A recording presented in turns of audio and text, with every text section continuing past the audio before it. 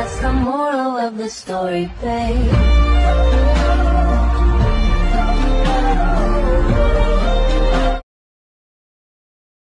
Hello hi guys, video చూస్తున్నారు కదా.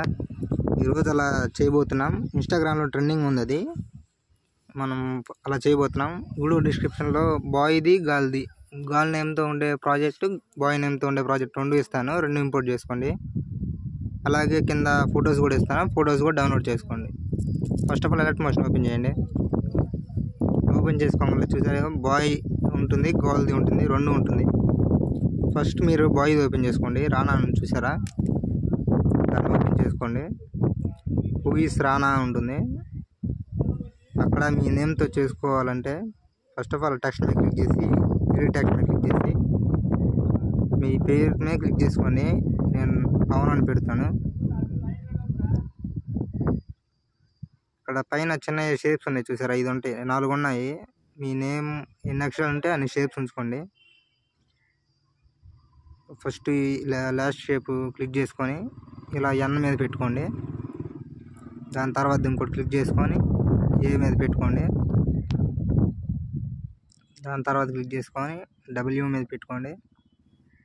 First అది క్లిక్ చేసుకొని పి ఏ మీద పెట్టుకోండి. ఇంకో దాన్ని డూప్లికేట్ చేసి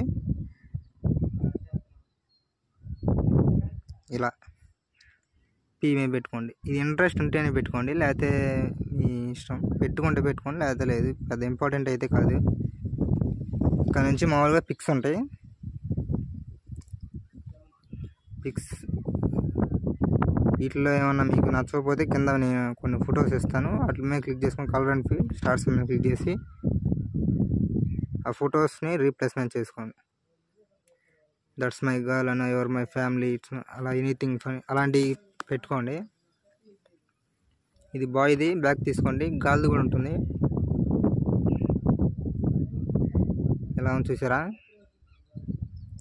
దట్స్ మై గర్ల్. దీన్ని కూడా అంతే, నేమ్ చేంజ్ చేసుకోవాలి. మీకు ఎవరైతే పెట్టాలనుకుంటున్నారో వాళ్ళ నేమ్ పెట్టుకొని చేసుకోండి. ఇలా గర్ల్ నేమ్ శిరీష అని సేమ్ ఇందాకైతే ఇక్కడ కూడా పైన షేప్స్ ఉంటాయి. ఈ షేప్స్ని కూడా అలా జరుపుకోండి. ఇంతే వీడియో. మీకు ఏమైనా డౌట్ ఉంటే కింద కామెంట్ చేయండి.